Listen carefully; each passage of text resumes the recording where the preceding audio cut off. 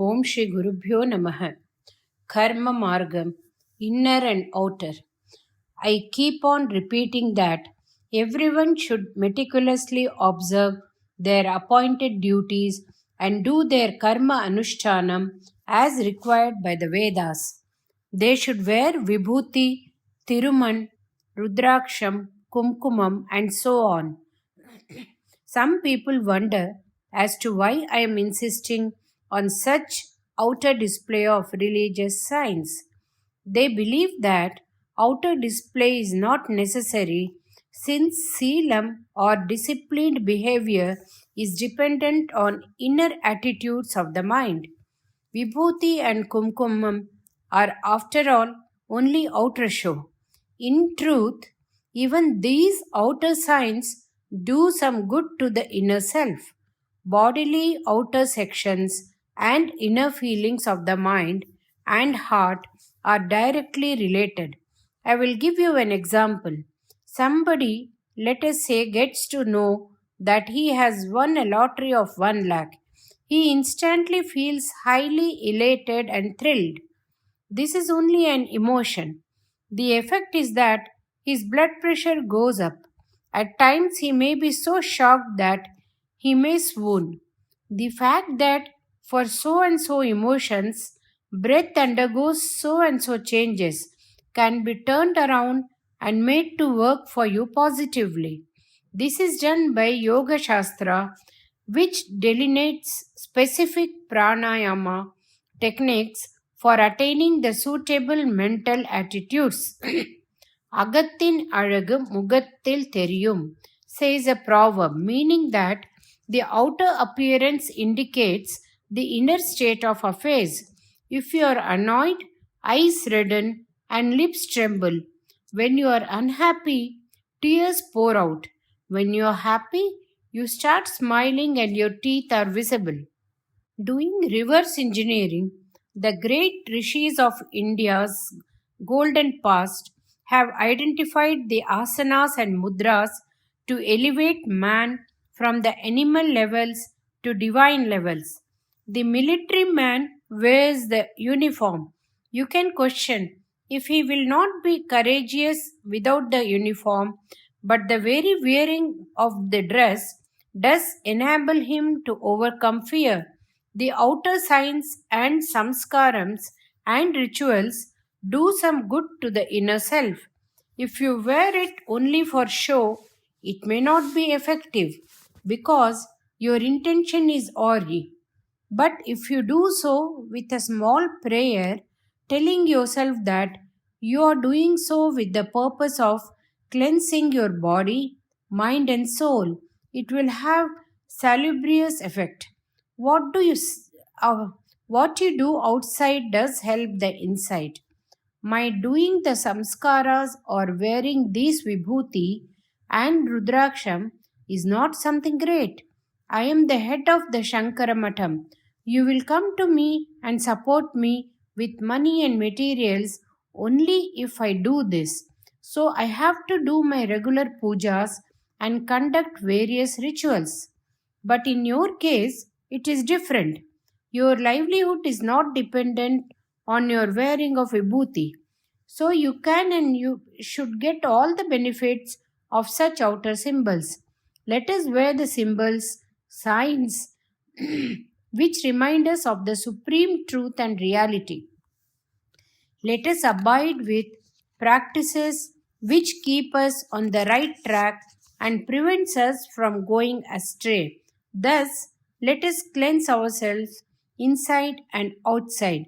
As a result, let us come to a clear understanding of the Advaita philosophy of reality.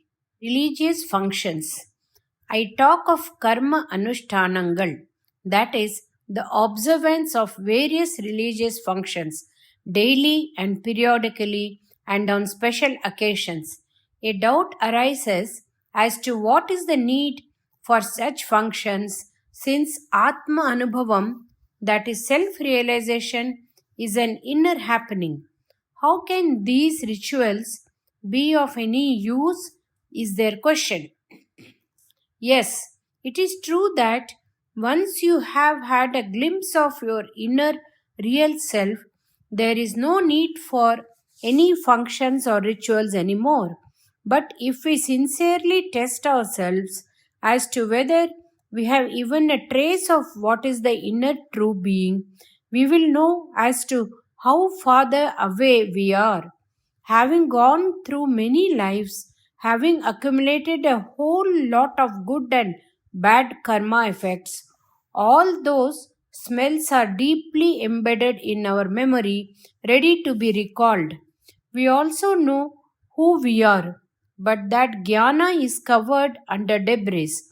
By doing good, we have to offset the past karmas, remove the debris, and salvage our true identity.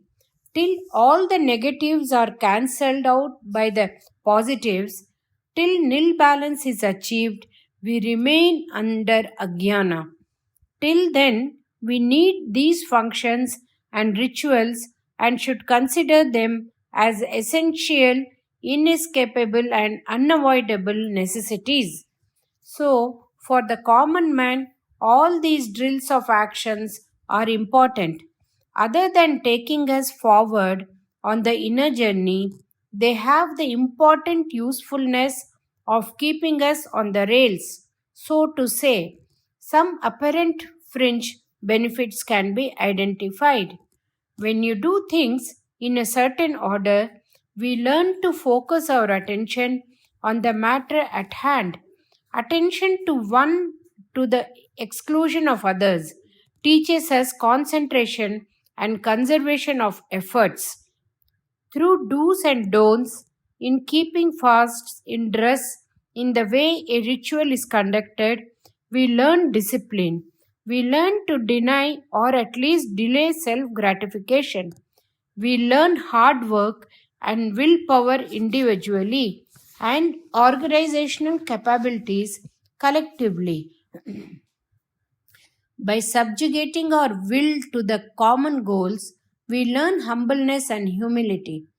So, by strictly observing and adhering to what is considered as only as sadangu, we get concentration, discipline, willpower, humility, and morality. Without these things, to say that I am doing Atma Vichara or that I am on the process of self realization can only prove to be a boastful statement. Buddha did not lay down elaborate rituals, neither did he approve of Vedic procedures, but he did lay a lot of stress on behavioral discipline. What Jawaharlal Nehru called Panchashil is very important for the Buddhists. Prior to Adi Shankara, there was a sect known as Purva Mimamsakaras. They used to advocate that we are not to bother about God. Simply doing the karmas would be enough, as per their belief. But Sanatana Dharma goes more systematically and logically through karmas of daily and periodic rituals. Through them, to attainment of selam, of control of the mind and discipline, with that to develop devotion to God and then arrive at Atma Jnanam in that order. If you keep a cow in your house, you can get milk, but there will also be much need for keeping the place clean. Similarly, if we take care of the cow of karma rituals, we get the milk of selam, but we will also run the risk of feeding our own ego. This has to be carefully guarded against. For true self realization through yoga of Atma Jnanam, there is no need for any rituals. So, also, we do not need any puja or devotional activities. But can we jump to the end stage at the very beginning? At the initial stages, we do need all the help we can muster. We need God as an exemplary, ideal repository of all good qualities.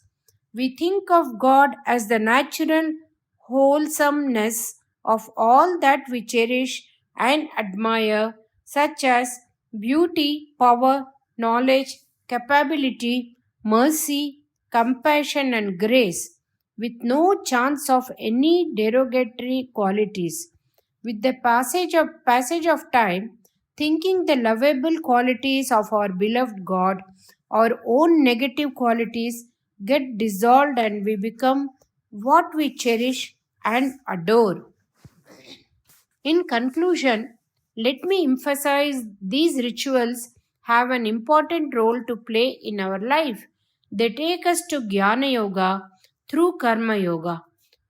Through simple procedures, they lead us to the highest levels of understanding of existence. Starting point of yoga is karma. People have the impression that yoga means control of breath and sit around doing nothing. The direct meaning of yoga is joining. We join with many things in life. None of these associations are forever. But during all that, only the mind is constantly oscillating. Instead, if we join permanently with the only real thing, without and within, leaving no trace of separateness and the oscillations of the mind cesses, and that is real yoga. For all our minds, the source and origin is Paramatma or God. To submerge the mind in that source, yogis control the breath because the root point of mind and breath is the same. So, when the breath reaches the source and subsides, mind also subsides there. This last word there is slightly a misnomer because that source is not bounded by space and time. The opposite of yoga is viyoga. To leave or separate is viyoga. When someone dies, we say that our deha viyogam agivittar, meaning that the life is separated from the body. Bhagavan Sri Krishna says in Gita that yoga is also a type of yoga. If you leave one thing, that itself is yoga. What is that one thing? That one thing is sadness. If you leave sadness forever, that severance from union with pain is known as yoga. He says, Tam vidyat dukkha sanyoga viyogam yoga sangitam. All the worldly pleasures and happiness is sadness only. As long as you are apart from God, you are not a part of God, and sadness is the result. Because the mind is all of the time running hither and thither, we experience happiness and sadness. But as and when the mind is static, these experiences also stand still. One pointed ekagrata or concentration is what we have to practice and perfect. This is cleansing the mind and this is yoga. Even great yogis do not straight away get into samadhi or nirvana. If you directly try to control the mind, it will rebel and run helter skelter.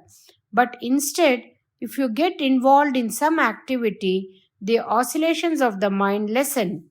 In olden times, people used to wear a metal ring around the neck called arikandam. Once arikandam is put around your neck, you cannot sleep however much you may try. Like that, we should so get involved in satkarya, that is individually and socially useful activities, that the mind has no chance for its normal proclivities. When we get involved with many niyamas, that is rules and regulations, with dietary and behavioral controls, to conduct elaborate yogas or to construct huge temples, dig wells or make ponds, the purpose of such involvement does not finish. After that particular task is completed, the main aim is control of the mind. Construction of the temple was only incidental. When we get involved in satkaryas, there will be problems, hurdles, criticisms, and so on. You have to carry on brushing aside the pinpricks because the aim is not to win the hearts and minds of others, but to win over one's own heart and mind. Then you can go on to pranayama and dhyana. Like the non-stick coating of utensils in the modern day kitchens, we should not let any of worldly dichotomy of good and bad, happiness and sadness, likes and dislikes, love and hate stick to us, but inexorably progress towards our divine source. That joining with the source is yoga. That is our starting point, and that is also the end point. In between, we are so unidentifiably changed that we can neither recognize ourselves nor Him. To go back to God, we have to start with karma or action. Such actions as that which will not bind us further but enable us to rejoin Him. The path of action. Arjuna asks Sri Krishna, is it not a sin to kill relatives and friends? For us, Arjuna's question seems quite reasonable. But Sri Krishna answers to the contrary. He says that what looks seemingly as a cruel act, if carried out for the benefit of the society, cannot be considered a sin. Then, what is a sin and what is punyam? That is the opposite of sin. Sri Krishna Bhagavan says that it is desire and hate that pushes man into sin. But all acts done without desire and hate, however cruel they may seem, is not sin as long as the purpose is universal benefit. How can cruel acts be done without desire and hate? When a judge punishes a criminal, he is not to be guided by desire or hate. The punishment may seem harsh. The deciding factor is the severity of the offense committed. The purpose remains welfare of the society and for the offender as a correctional. Your own son may run amok. You may have to restrain him without incurring sin. Shastras have tied us with many rules and regulations. They are meant for the common and individual good. That is why Sri Krishna has stressed that we should strictly follow the scriptures. He says, Tasmat Sastram Pramanam Sri Karya Akarya Vyavastitau, meaning that Shastras are the authority in deciding what is to be done and what is not to be done. Instead of following the dictates of one's own mind, karma is to done as per the ruling of the Shastras. These days, Bhagavad Gita is famous all over the world. Even those who do not know anything about our religious beliefs and rituals quote Gita extensively. When Gita says that everyone should act as per his swadharma, they interpret it in their own way. But what I have quoted above is quite clear. When there is no personal desire or hate, whatever the work can be done with love. The cause of anger, desire, and hate is ahankaram or ego. Once this is set aside, we could not care less to find gradations between various types of work. We will simply do our part of the work happily as our bit. Instead of feeling, I am doing this for myself, if we do it as an offering to God without personal likes and dislikes, for the sake of humanity, there can be no problem. This work culture has been prevalent in our country from the time of Vedas, since 2000 years before or more. That is, Karma Yoga clearly succinctly given to us in Gita. We should test ourselves with this touchstone in all that we do every day. We should ask ourselves, is there in this work any personal benefit, any desire, ulterior motive, or hatred or account to be settled? If the answer is yes, then that job is a sin. We must thus analyze all our actions. If we create work for ourselves with the motive of for me and my sake, many errors will creep in. When in doubt, go to Shastras for reference. When karma is performed with clarity in the mind and love in the heart, there will be less competition, hate, and conflicts. The whole world will be that much a better place. Om Shri Mahaperiva Sharanam.